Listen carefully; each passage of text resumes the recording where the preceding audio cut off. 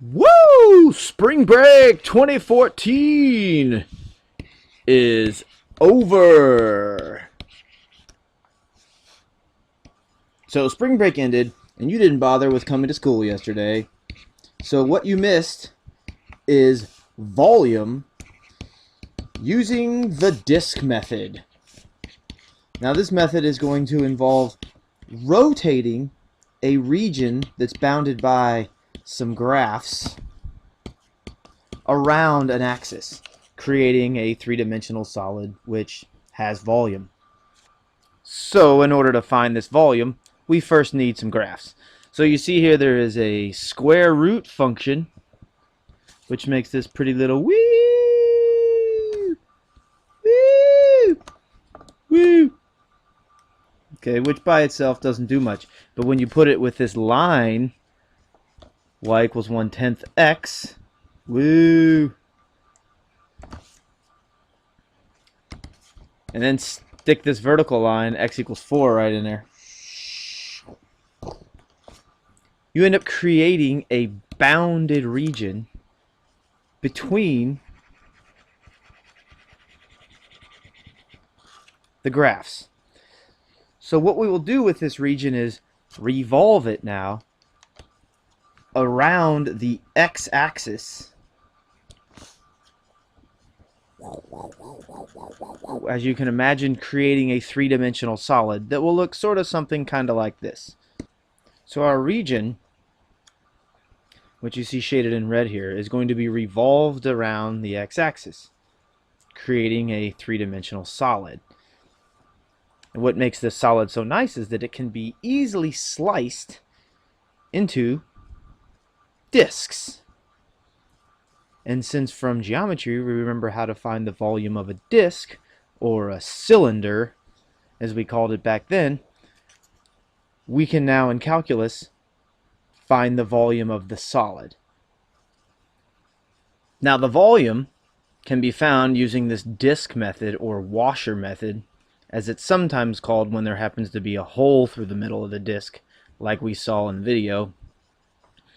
It's found by using this very scary and daunting looking formula, which just so happens to be an infinite number of cylinders added together.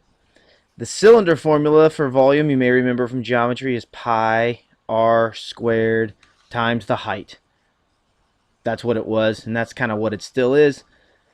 And so let's see how it's applied using the calculus.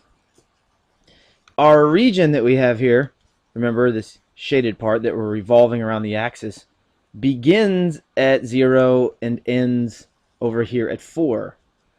Starting point and the stopping point. So those become the limits of integration for our problem, 0 to 4. Now what you have to envision is, as you're revolving this region around the axis, you have to think about the heights of this radius, the heights of all these blue lines. Those lines are what's actually being revolved around the axis. And so those heights are what's represented by this capital R of x in the formula down here, the greater radius, big R. That's the outside of the surface. So we just plug that into our formula, which says capital of R of x, which happens to be the square root of x, right? And we square it. Now, because this solid has a hole being drilled through the middle of it because of this red line here, we have to account for subtracting that radius out, right? We're going to remove that much volume, that sort of cone shape part that would be drawn in here. And so that little radius, the little r, is controlled by all these red lines. So the equation for those red lines is this 1/10 x. So we're now going to subtract, we're going to subtract from the big R the little r, which is 1/10 x, which has to be squared. And then we have our integral with respect to x. And so that right there represents the volume of that solid that we saw revolved around the axis. Now we just do a little bit of calculus and solve this stuff out real easy, right? And whammy! That was easy. There's the answer for the volume.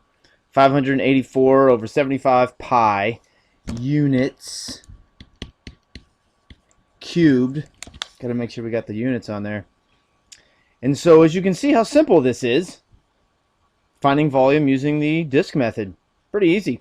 All right, well, since you missed school yesterday, I'm sure you're really sad that you didn't get to do all these exciting homework problems.